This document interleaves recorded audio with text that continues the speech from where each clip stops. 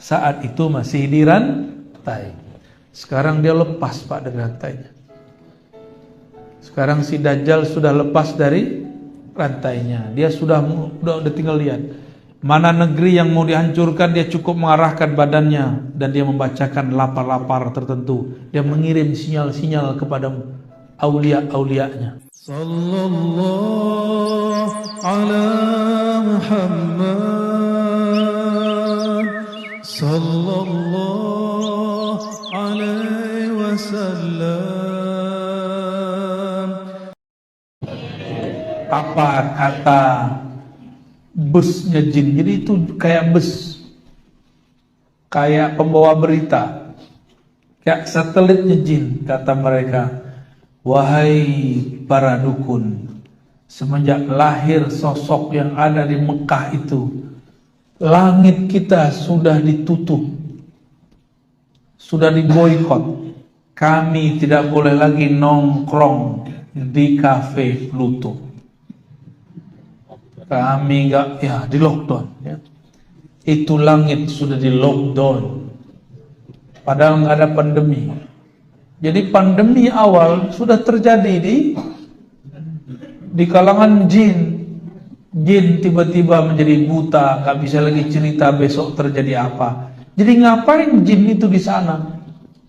Itu kalau malaikat ngomong di atas, itu bisa kedengeran. Mereka telinganya dideket-deketin. Oh besok kejadian begini, dia turun.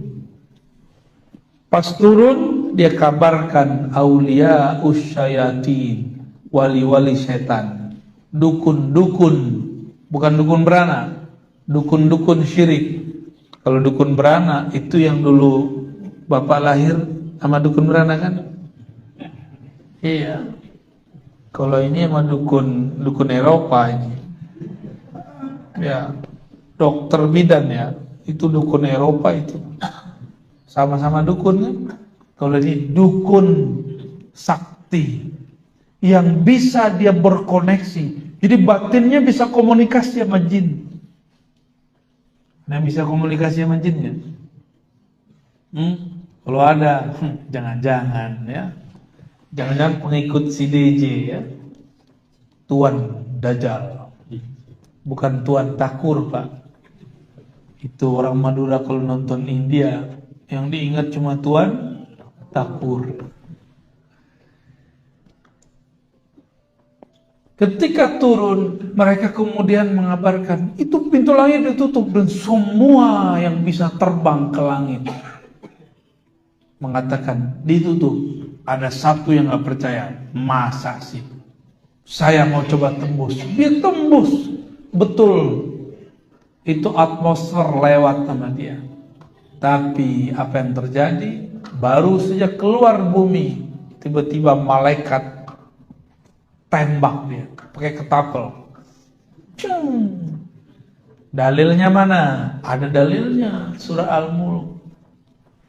Walaqad zayyana as-samaa'a ad-dunya bimasabiha wa ja'alnaha rujuman lisyayatin.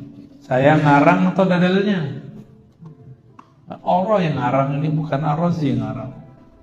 Itu bintang-bintang meteor-meteor dijadikan rujuman untuk nembak setan-setan nakal. Jadi jin itu kalau nakal langsung jadi setan. Kalau dia benar, dia langsung jadi muslim. Dan yang jin muslim tidak banyak. Ya, ini ada yang ikut Pak jin muslimnya Pak. Mau dikasih tahu? Ntar kabur semua. Sotoy. Usut punya usut yang bersayap paling bagus, disuruh keliling bumi. Kamu keliling bumi. Siapa yang sedang lahir?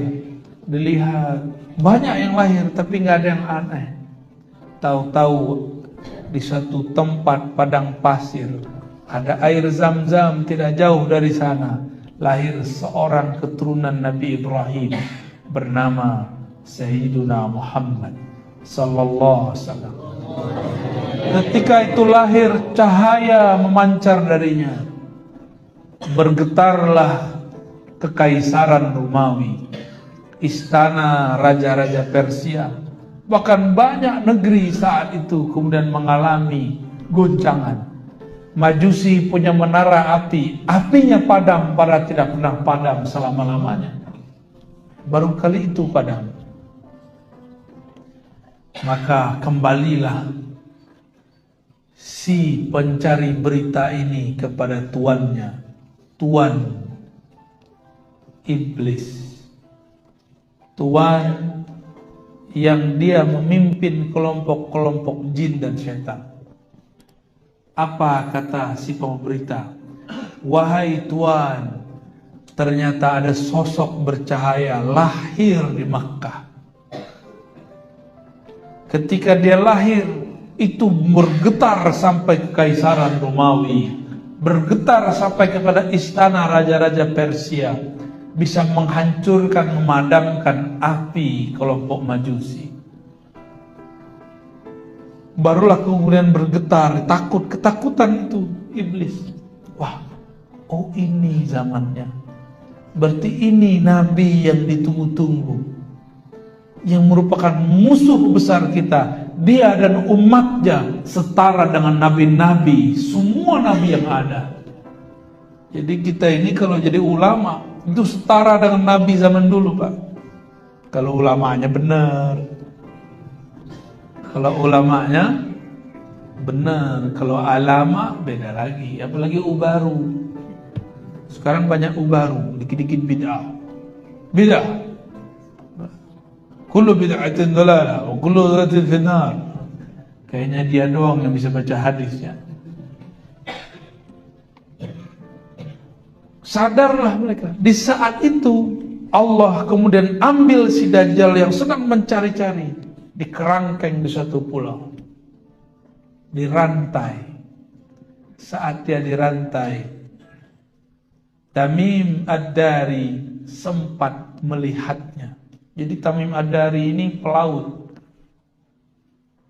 Pelaut ketika dia terdampar di satu pulau, nggak tahu pulaunya di mana, dia melihat sosok Dajjal. Saat itu masih dirantai. Sekarang dia lepas, Pak, dari rantainya. Sekarang si Dajjal sudah lepas dari rantainya. Dia sudah tinggal lihat mana negeri yang mau dihancurkan. Dia cukup mengarahkan badannya dan dia membacakan lapar-lapar tertentu. Dia mengirim sinyal-sinyal kepada aulia-aulianya, asisten-asistennya. Maka cenayang-cenayangnya terima. Masuk kabar. Mirip seperti wahyu. Dan orang ini dianggap wali di kelompoknya.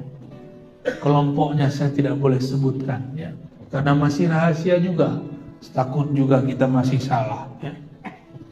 Kita sedang tunggu kelompok ini muncul.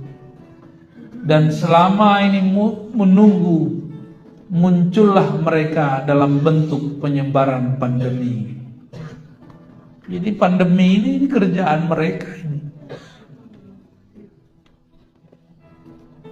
Ada nggak negara yang nggak kena pandemi, Pak, sekarang? Ada nggak? Nggak ada. Semuanya kena. Berarti ini bukan perang biasa. Ini sudah perang luar biasa. Saya nggak nakut-nakutin, Pak. Ini sudah luar biasa. Waktu pandemi, yang kena orang Depok, yang ditutup komplek di Madura, benar nggak? Untung masjidnya tidak ditutup, komplek aja, biasa anak komplek, sok higienis. Tahu higienisnya? Kemana-mana harus pakai, kemana-mana harus pakai hand sanitizer. Padahal kalau sering-sering pakai masker, ini berbahaya juga untuk paru-paru. Udara sebagus di Madura, emang bagus ya? Sebanyak pohon, sama jin-jin di pohon juga masih ada di situ. Masih banyak hijau-hijau begini. Tiba-tiba kita disuruh pakai masker. Ini emang betul-betul, kok tiba-tiba kita mau aja ya? Ya sudah, kita terima, ya. Kita terima mereka makar, tapi ingat Allah lebih hebat makarnya. Ini awalnya, Pak. Pandemi itu virus, nggak mungkin berkembang sendiri. Virus itu dibuat dan disebarkan. Jadi saya nggak percaya virus itu kemudian datang dari orang bandara ditutup. Itu kerjaan mereka aja. Memang dibagi-bagikan. Namanya virus pasti dibagi. Ditambah dengan yang terkena bisa menyebarkan. Kalau nunggu begitu kelamaan. Emang disebar ini karena mereka pengen makar. Tujuannya cuma satu, pengen cek sudah ada belum orang akhir zaman yang jadi musuh dan dajjal. Kalau ada, bunuh di tempat. Seperti dulu Sayyidina Muhammad SAW dicari-cari oleh ahlul kitab, kelompok Yahudi. Apa kata mereka? Carilah Nabi akhir zaman. Kalau ketemu, faktulu, bunuh. Saya enggak ngarang-ngarang. Ini terdapat dalam hadis Nabi riwayat Imam Tirmidzi. Hadisnya sahih. Sayyidina Muhammad kecil, masih remaja, diajak berdagang oleh pamannya Abu Talib ke negeri Syam. Sampai di suatu negeri, Sayyidina Muhammad SAW karena masih dianggap remaja, tidak ajak bertemu seseorang. Ternyata ada orang yang mengajak ketemu Abu Talib dan kafilahnya dari Mekah. Abu Talib dipanggil oleh seorang pendeta yang sangat tawadhu, namanya Bukhairah. Siapa namanya? Bukhairah. Bukhairah ini mengatakan, wahai Abu Talib, apakah sudah semua anggotamu ikut masuk ke dalam tempat kami? Kata Abu Talib, sudah. Tapi Bukhairah bilang, pasti ada 1-2 orang yang belum.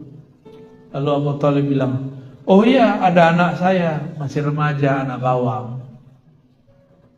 Ternyata yang dianggap anak bawang itu sang penyelamat. Bukhairah mengatakan, bawa aku kepadanya. Akhirnya Abu Talib membawa sosok Bukhairah kepada Nabi Muhammad muda.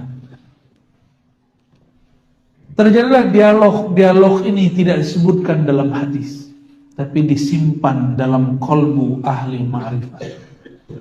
Mereka berdialog. Selesai dialog, maka kemudian Bukhairah ngomong kepada Abu Talib. Apa kata beliau? Hai Abu Talib, hazal ghulam nabiyyun. Anak ini bukan anak sembarangan, ini Nabi. Abu Talib merinding dengar, Nabi? Apa itu Nabi? Bengong dia. Ini Sayyidul Anbiya wal Mursalin. Ini penghulu para nabi sebelumnya, para rasul sebelumnya. Yang kamu bawa ini, tolong bawa pulang. Segera pulangkan dia. Karena kalau Yahudi ketemu, qataluhu, pasti mereka membunuhnya. Karena ini sosok yang mereka membunuh dari dulu. Akhirnya Abu Talib kaget dan dia mengirim 1 orang menemani Sayyidina Muhammad remaja untuk pulang. Lalu Nabi Muhammad jadi pengembala lagi. Kemudian beliau mengurusi Ka'bah lagi. Macam-macam pekerjaan Nabi Muhammad di Makkah, sangat sibuk. Karena anak dan cucu dari yang mengurusi Makkah. Jadi kalau ketemu sosok ini pasti dibunuh. Nabi SAW mengatakan, nanti di akhir zaman akan ada keturunanku min ahli baiti, min waladi Fatimah, dari keturunan Sayyidah Fatimah. ismuhu yuwati usmi, isimnya sesuai dengan isimku. Isim artinya tanda, tandanya sama dengan tandaku. Isim berarti ilmu, ilmunya tinggi seperti tingginya ilmuku. Itu yang disebut ismuhu yuwati usmi.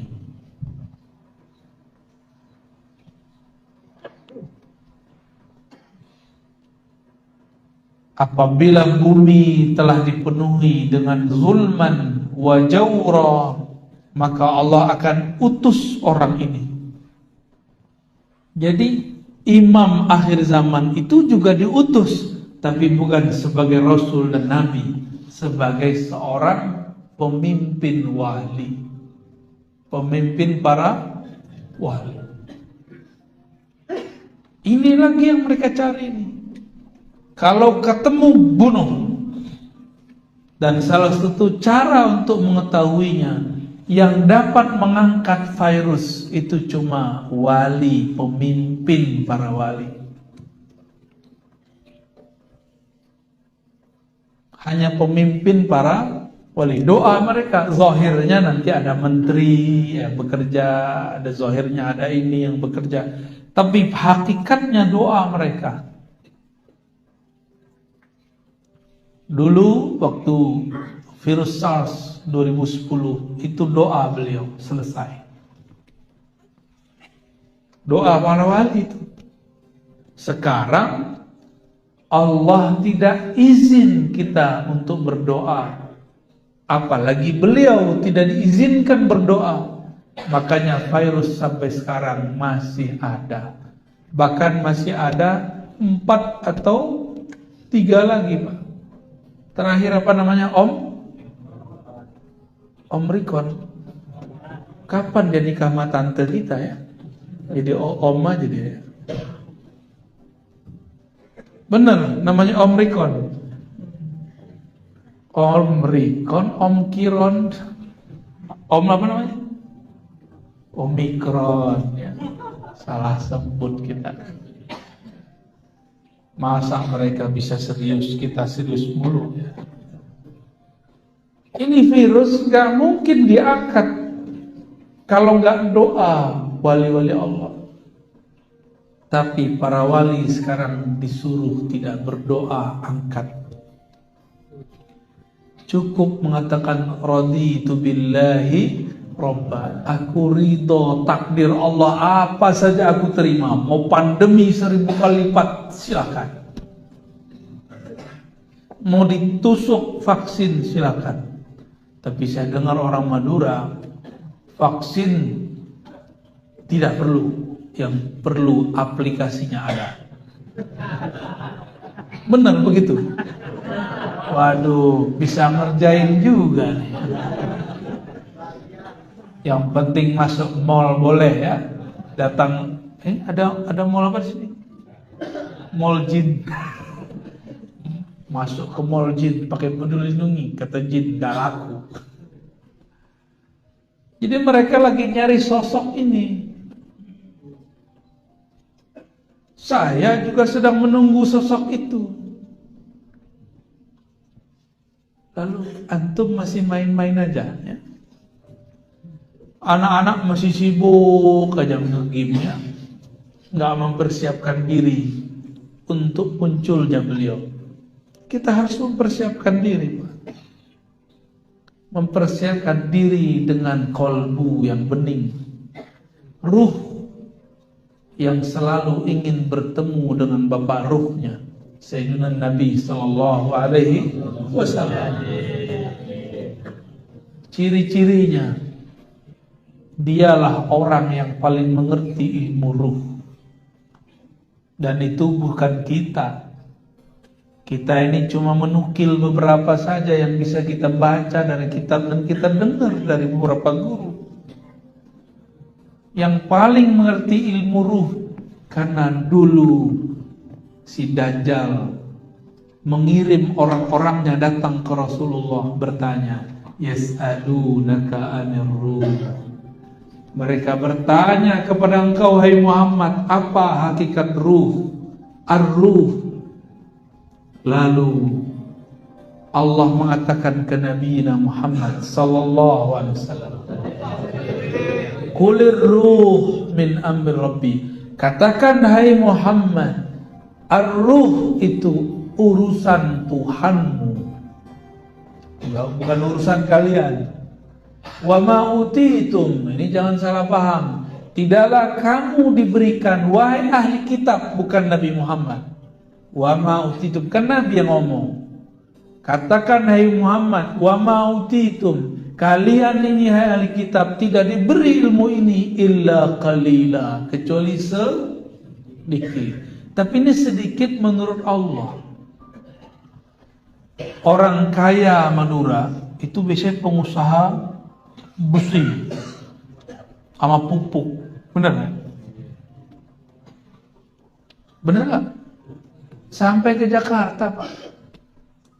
Itu kalau Bapak jalan di Parung, samping kiri kanan ada rongsokan mobil-mobil mewah atau mobil-mobil yang ada besinya, itu pastikan Al-Manduri. Orang Parung aja bingung, ini siapa yang punya tanah seluas ini? Siapa yang bisa beli bekas-bekas mobil sebanyak ini? Itu orang Madura itu.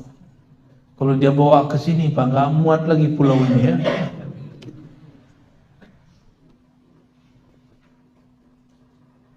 Baik. Apa kata Nabi? Wa ma utitum minal ilmi illa qalila. Kamu tidak beri ilmu tentang ruh kecuali sedikit. Sedikitnya orang kaya 1 M. Sedikitnya orang lebih kaya lagi mungkin 1 triliun. Orang paling kaya di dunia 10 triliun itu batuk, Pak. Ngeluarin ingus keluar 10 triliun. Tapi sedikit anak kecil 500.000 ya. Sedikitnya kita berapa? 1.000. Nah, nanti cek aja pas Jumatan, masuk kotak berapa tuh? Itu yang paling sedikit itu.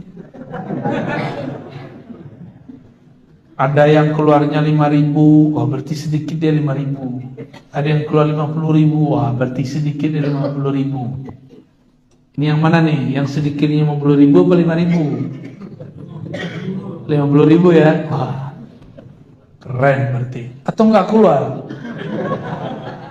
Ini belum curhat, nggak keluar. Baik. Yang dicarinya siapa? Yang mengerti ilmu ruh.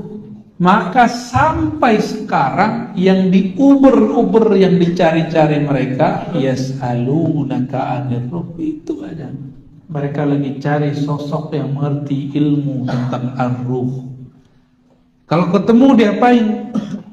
Kalau nggak bisa diajak kerja sama, bunuh. Itu. Yang saya sampaikan sekarang mungkin di YouTube itu cuma yang tertulis di kitab aja itu. Itu belum banyak ilmu ruhnya. Belum seberapa. Jangan dikira itu keren, Pak, itu biasa sekali. Itu aqallul qalil. Lebih sedikit lagi daripada yang qalil-qalil itu. Mereka lagi buru orang ini. Kalau ketemu orang ini, dipastikan dialah ismuhu yuwati usmi. Namanya sesuai dengan namaku. Ciri-cirinya sama dengan ciri-ciriku. Dan lagi nyari itu. Mungkinkah Allah membiarkan orang yang memegang rahasianya ember? Tahu ember? Suka ngomong-ngomong, ngaku jadi Imam Mahdi di Facebook. Ada nggak? Ada banyak. Ngaku jadi Imam Mahdi di YouTube. Ya salah. YouTube itu punya mereka. Ngaku di situ habis ente. Maka orang-orang yang ngaku jadi Imam Mahdi di YouTube, di Facebook, belum mati-mati kan tuh orang. Berarti bukan mereka. Karena kalau dia ngaku di YouTube, selesai dia. Ada yang datang, Pak, ya. Dan itu bukan 1 2, banyak. Ada yang gamer, dia kemudian berkhayal dalam gamenya, akulah sang juru selamat, akulah Ratu Adil, akulah Al-Mahdi yang dicari Ar-Razi. Kirim email sama kita ya. Al-Mahdi main email-emailan. Canggih juga Al-Mahdi zaman now ya. Terakhir, kalau ini pemegang rahasia ar-ruh, mungkinkah dia obral rahasia? Kalau ada orang jualan barang mewah, mungkinkah dia cerita di pinggir jalan? Mungkin nggak? Ya mungkin. Kalau ada orang jualan berlian mahal, mungkinkah dia buka di kaki lima? Mungkin nggak? Ya mungkin. Jika ada kekasih Allah yang Allah simpan rahasia di kolmunya, mungkinkah dia cerita di mimbar? Mungkinkah dia cerita di mimbar YouTube? Mungkinkah dia ngaku-ngaku jadi wali kutub? Kecuali kepada ahlinya yang ada sekarang menjadi wali YouTube. Di depan saya banyak sekali wali YouTube ya. Bapak ibu yang bukan Allah, ibunya nggak ada ya. Eskatologi dan manusia akhir zaman. Maksudnya kita harus mulai sadar, semua agama, semua aliran sekarang sedang menunggu itu. Kok masih ada orang ngomong, Ar-Razi ini ngomong apa ini? Ini dunia masih panjang. Dia lupa 2 tahun lalu kayak mau mati, kayak mau stres di kompleknya ketika pandemi di Depok. Tapi yang tutup komplek dia. Pandeminya di mana? Depok, Pak. Orang pertama kena, itu langsung tutup semua komplek di mana-mana. Aneh gak tuh? Berarti betul pandeminya ada, cuma beritanya lebih besar dari kenyataannya. Tapi kemarin kejadiannya lebih besar dari beritanya. Setiap hari ada sekian orang mati, tapi beritanya dikurang-kurangi. Itulah kerjaan mereka ya. Maka saya cuma mengajak, mengingatkan seperti Nabi Yuna Muhammad SAW mengingatkan. Apa kata beliau? Aku ingatkan kalian mengenai kemunculan Ad-Dajjal, sang pembohong besar. Bukan hanya sistem, tapi ada sosoknya. Inilah yang diingatkan dulu oleh setiap para nabi, hatta Nabi Nuh. Tapi semua nabi tidak satu pun yang menghadapi Dajjal kecuali Nabi Musa, itu pun tidak berlawanan. Yang dapat tugas umat akhir zaman. Berarti tugas kita berat apa ringan? Berat. Maka nanti orang yang tidak kenal ma'rifatullah, pasti dia melenceng kepada Dajjal. Dikira Dajjal lah Al-Mahdi. Na'udzubillah min. Oleh karena itu berdoalah setiap akhir sholat, Allahumma inni a'udzubika min fitnatil dajjal. Ya Allah, jaga kami dari kekacauan yang disebabkan Dajjal. Baik kekacauan sebelum dia keluar atau setelah 40 hari dia keluar. Nanti ada masa dia keluar 40 hari. Sama seperti zaman Nabi Musa. 40 hari. Tapi rasanya 40 tahun. Gimana kira-kira? Rasanya 40 tahun. Kuat nggak hidup zaman begitu? Kalau nggak, minta mati duluan aja ya. Jadi jangan protes kalau kena pandemi. Emang dia minta meninggal? Ya. Tapi tenang. Itu kan makarnya iblis. Kalau Allah makar, kira-kira lebih menang yang mana? Wa makaru wa makarallah. Mereka makar, Allah juga makar. Mereka konspirasi, Allah juga konspirasi. Mereka setting cerita, mereka sebar pandemi, Allah akan atur itu semua. Wallahu khairul makirin. Allah sebaik-baik makar. Tenang aja Pak. Yang penting kenal Allah. Jangan panik, jangan suuzon. Jika ini muncul di hati, insya Allah kita aman. Insya Allah. Jangan jauh-jauh dari ulama wali Allah. Karena ada ulama yang bukan wali Allah. Disebut oleh Imam Ghazali, imam ulama su, ulama yang buruk. Ulama su, ulama akhirat ini bukan karena perbedaan politik, tapi perbedaan niat di hati. Hati dia kemana? Ya, saya berdoa semoga saya. Dajjal ini mainannya apa? Mainannya mutar balik ma'rifat, ma'rifat surga neraka. Maka disebut oleh Nabi, surganya neraka, nerakanya surga. Apinya air, airnya api. Sesatnya itu benar, benarnya itu sesat. Lurusnya itu bengkok, bengkoknya itu lurus. Itu dia. Itu sih Dajjal. Gimana cara memahami itu? Bukan dengan latihan fisik. Kan sekarang orang untuk menghadapi Dajjal latihan fisik. Saya suka main panahan, itu olahraga saya itu.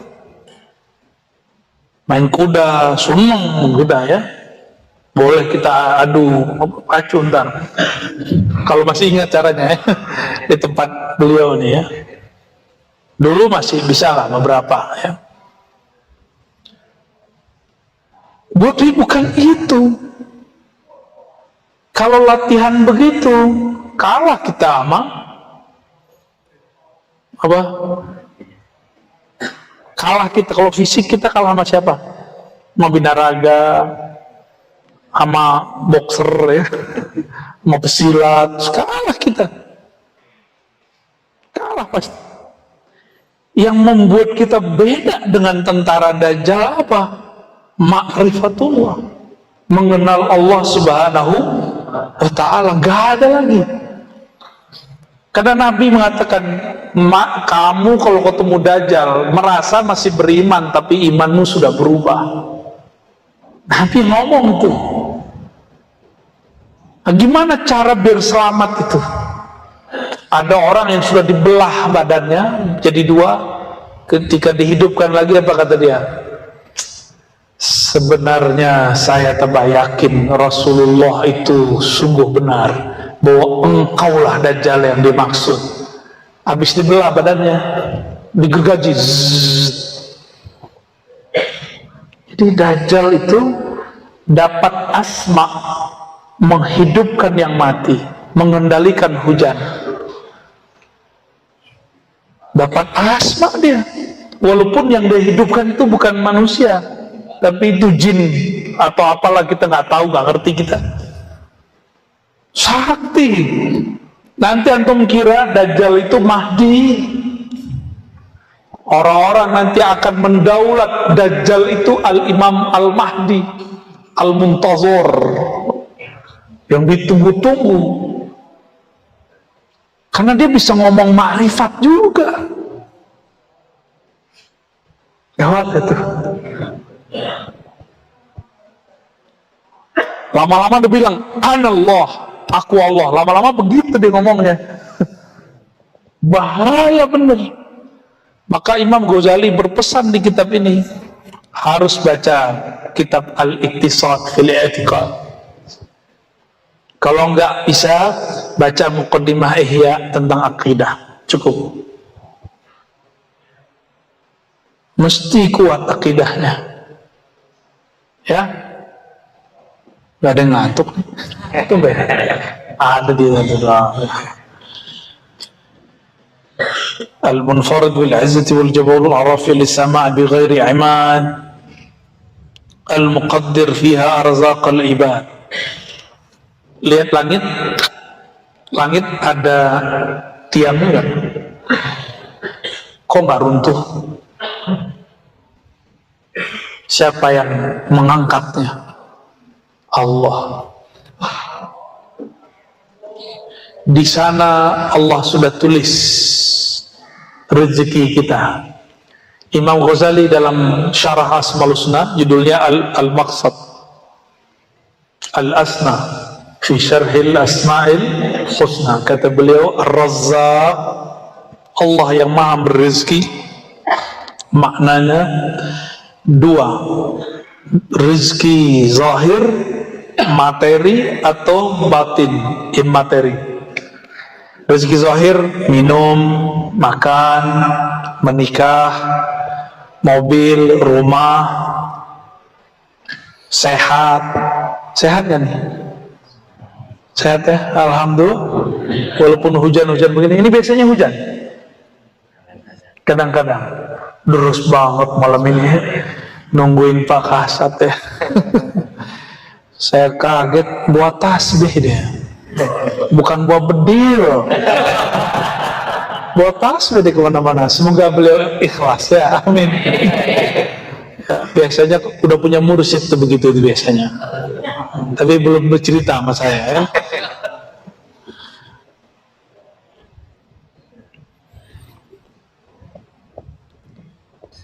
Ini langit yang di atas kita disebut as-sama'ud dunya. Langit bumi, langit dunia. Hati-hati, di situ ada kerajaan syaitan. Dulu syaitan itu bisa tembus sampai jauh, dan mereka punya tempat nongkrong. Ya, kafe lah kalau bahasa sekarang. Nongkrong dia, ngapain dia nongkrong? Dengerin gosip makhluk langit. Kok dia bisa tahu?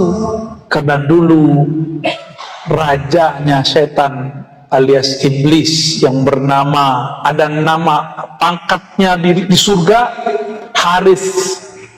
Ada nama malaikatnya, Azazil. Itu nama malaikatnya. Tapi nama aslinya bukan itu. Nama aslinya Ihyas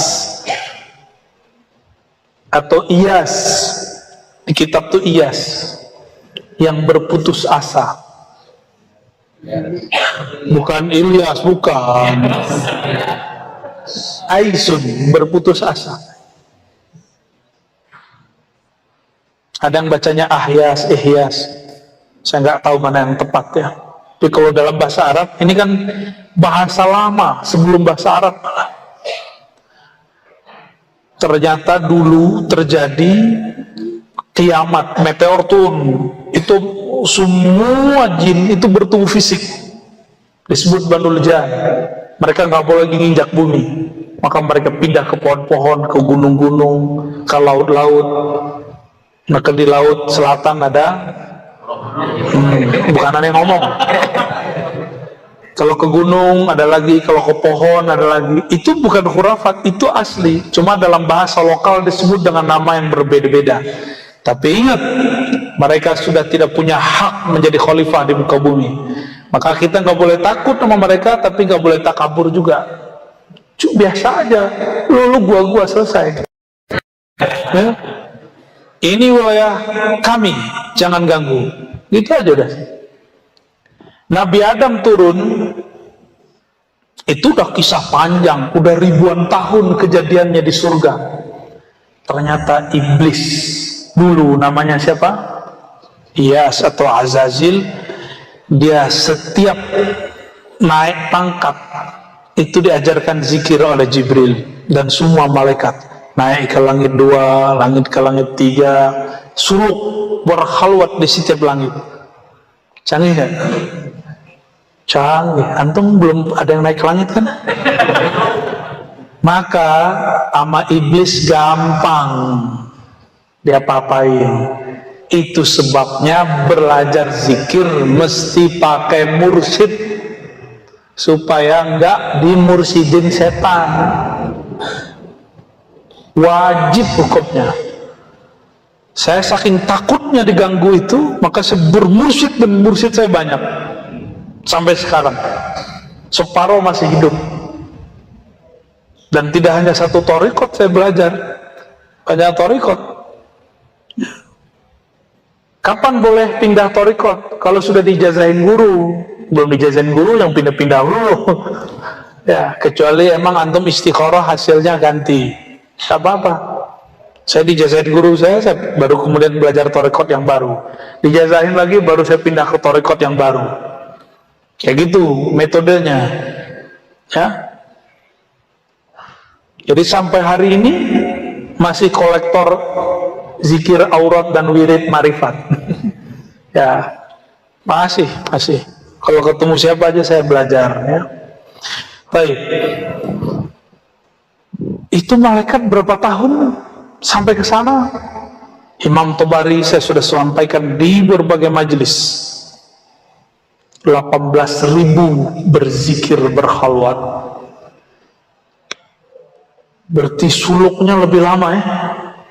Ada yang pernah zikiran 18.000 tahun? 18.000 tahun ini bukan 18.000 kali zikir. Ada yang zikir 18.000 tahun. Baru 18 menit ngantuk, ya. Ini saya suruh zikir belum 5 menit udah hilang deh. Tapi hilangnya ruhaninya terbang. Matanya tidur, hatinya tidak tidur. Benarlah kata Nabi, ya.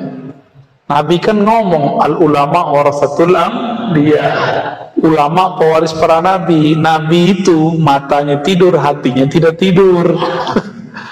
Siapa tahu, ya. Itu mesti diturunkan ke wali-wali. Santri-santri zikir mesti merasakan itu walaupun sekali seumur hidup. Karena itu warisannya Nabi. Mesti merasakan itu. Mata tidur tapi hati enggak. Antum harus ngalamin itu nanti.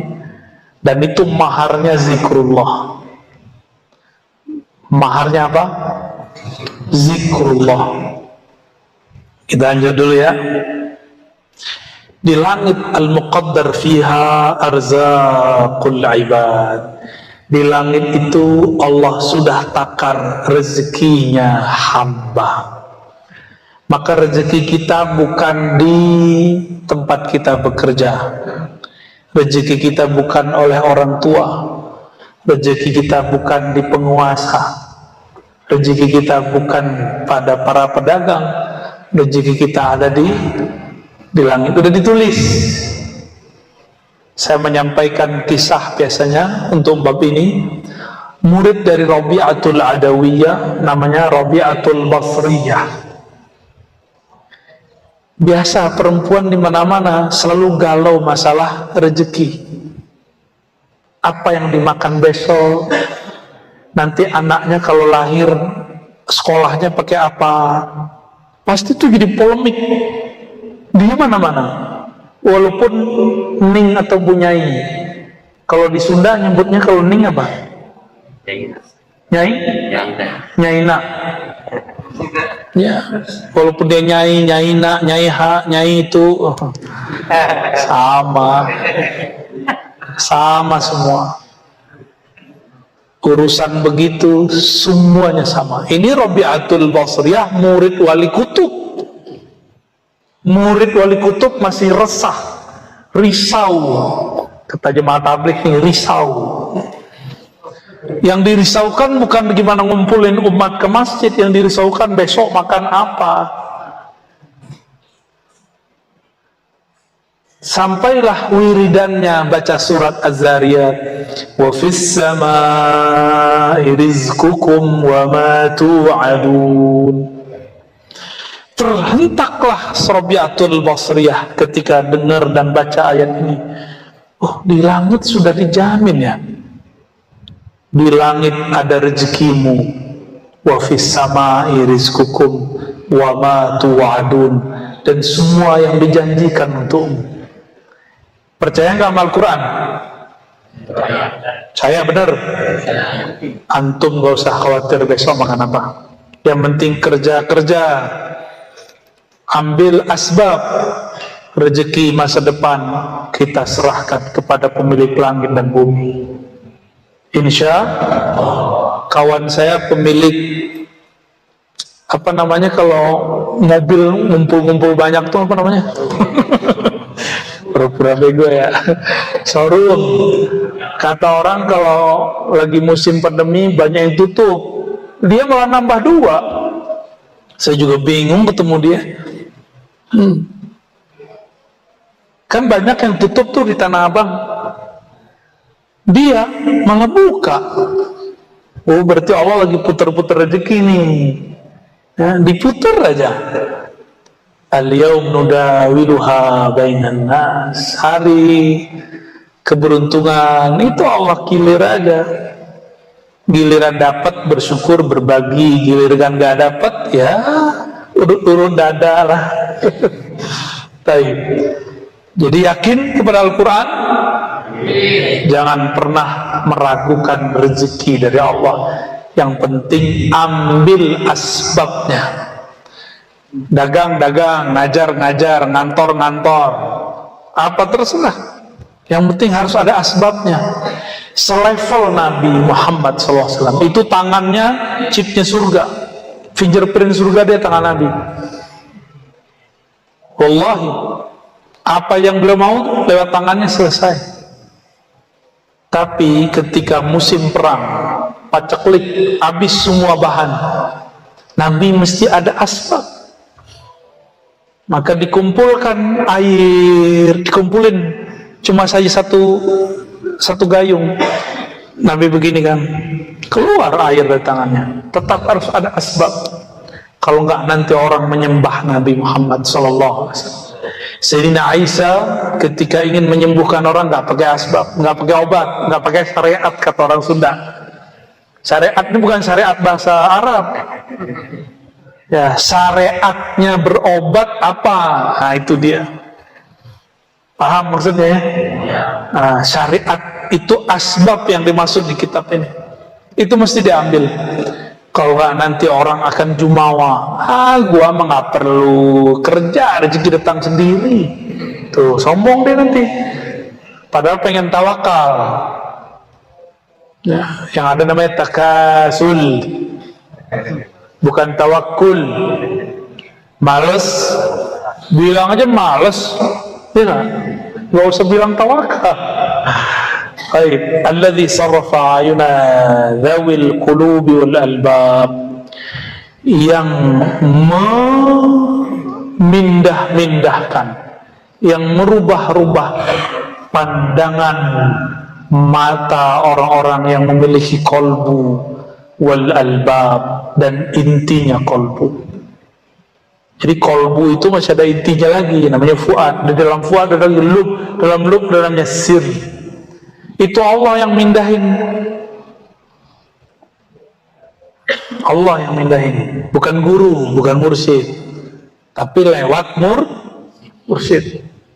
Mesti ada, kalau nggak iblis itu yang bekerja. Ya. Dari mana kolbunya supaya berpindah dari memandang makhluk, memandang asbab kepada pencipta asbab. An mulahazatil wasaiti wal asbab ila musabbibil asbab. Dari memandang nasi yang mengenyangkan. Nah, ini kalau masih mandang nasi yang mengenyangkan, berarti akidahnya belum sahih secara ahlu sunnah, tasawufnya belum tasawuf Imam Ghazali. Benar gak nih ikut Imam Ghazali? Oke. Air yang menyegarkan atau Allah yang menyegarkan? Tapi mesti minum kan? Minum dulu ya. Bismillahirrahmanirrahim.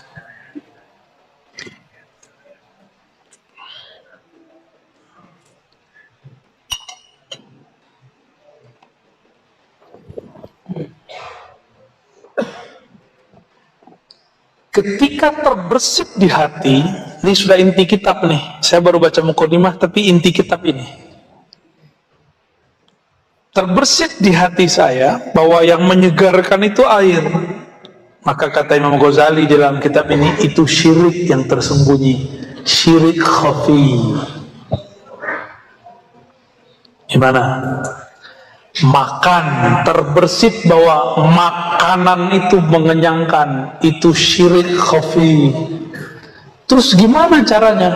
Maka bacalah ini. Jadi orang baca Muqaddimah Imam Ghazali udah jadi wirid.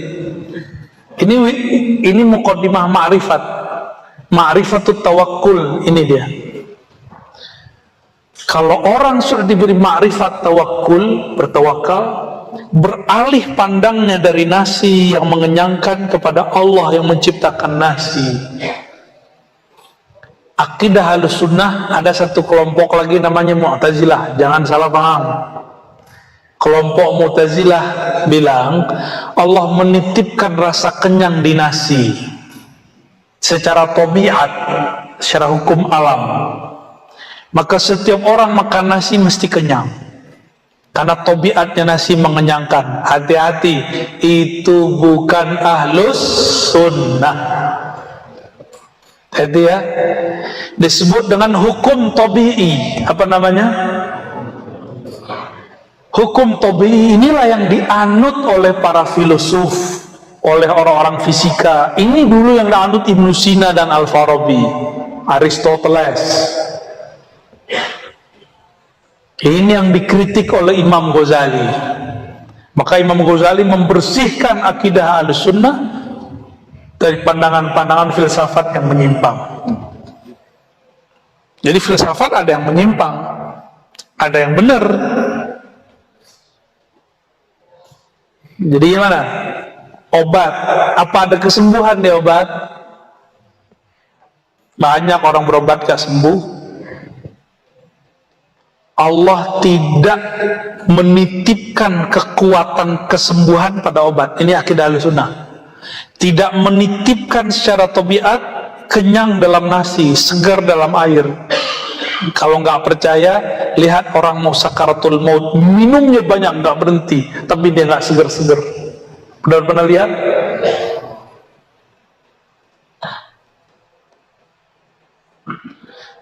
Di masa Rasulullah ada orang yang sudah membunuh banyak musuh di medan juang, tapi Nabi bilang dia masuk neraka. Sahabat gak ada yang percaya. Itu cuma urusan air. Air satu gelas gak dapet. Dia bilang aus, aus, aus. Orang mau datang gak kuat dia menahan sakit dan haus, karena dia menyekutukan Allah dengan air. Maka saking gak kuatnya, maka dia ambil, itu bukan bedil, belum ada bedil dan itu namanya apa tuh, pisau belati, langsung dia tusukkan ke dalam jantungnya. Gak sanggup menahan luka, tidak sanggup menahan haus, karena dia menyekutukan Allah di dalam dirinya dengan air. Nanti ada masa hujan gak turun-turun, paceklik di mana-mana, sawah